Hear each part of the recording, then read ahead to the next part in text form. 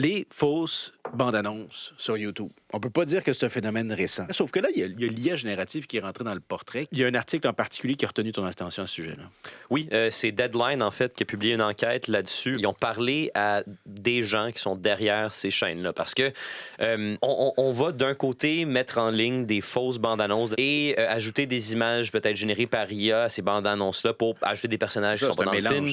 Et on le présente comme si c'était des bandes-annonces officielles. Il y a aussi des chaînes qui vont mettre en ligne des bandes-annonces conceptuelles pour des films, des suites de films qui n'existent pas. Il y a deux enjeux. Le premier, c'est le fait que ce soit trompeur. Donc, on présente ça comme si c'était des vraies bandes-annonces. Mais l'autre enjeu, c'est que les studios, à peu près 10% des cas, vont faire des réclamations de droits d'auteur sur les vidéos, non pas pour qu'elles soient retirées des chaînes, mais pour qu'ils puissent tirer des revenus de ces vidéos. Donc, eux, au lieu de dire « non, vous violez notre propriété intellectuelle, retirez les vidéos », ils disent « c'est correct, tant que nous, on peut faire de l'argent là-dessus. » Et voilà qu'après l'enquête de Deadline, 2 des plus grandes chaînes qui font ça se font démonétiser sur YouTube. C'est l'enjeu de la pollution sur le web. Deadline a fait un test où ils ont utilisé une page incognito, YouTube, fait des recherches pour des vraies bandes-annonces de vrais films.